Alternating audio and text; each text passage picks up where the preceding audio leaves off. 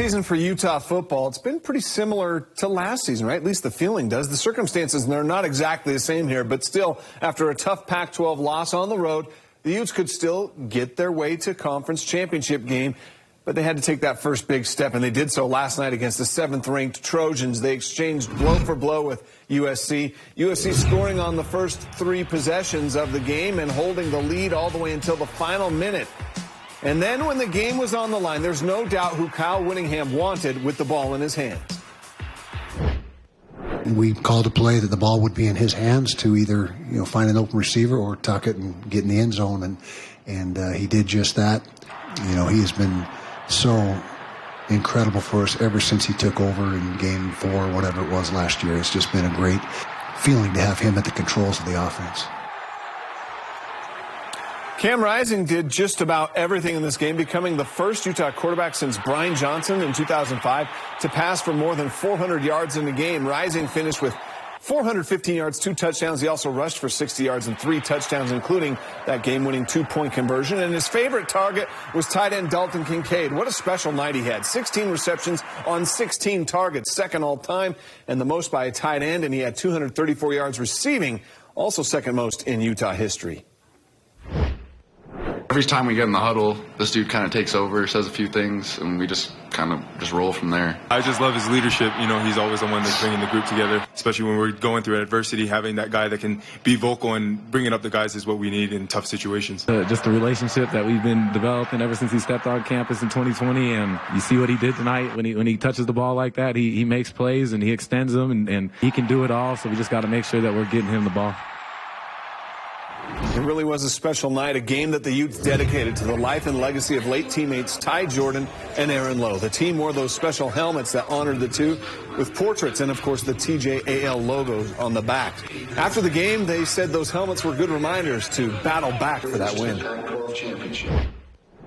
I love these kind of games because it shows who's more knit as a team, who stays together in tough situations, and I felt like that's what is the difference today. Having Ty and Aaron on the side of our helmets, that was another reminder of why we had to stay resilient, because that game was for them. Having Ty and Aaron on your helmet, it just makes it that much easier to go and just dig deep and do everything you can to try and get the dub.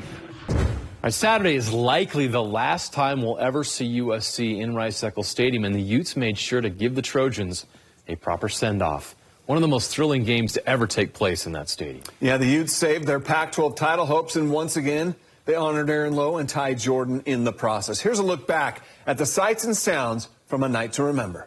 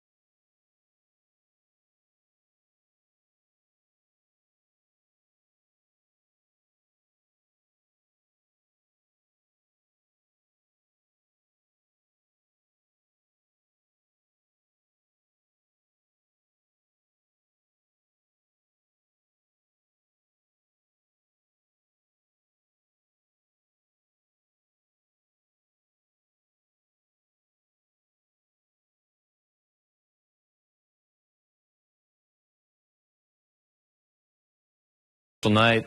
Stevenson Sylvester joins us now. You still got goosebumps? Always. Yeah. Last night was electric. I loved it. That was a lot of fun. All right. If you got to pick one person in this game who was the difference, I'm going with Dalton Kincaid. Yeah. 16 catches, 234 yards, and a touchdown. Sly.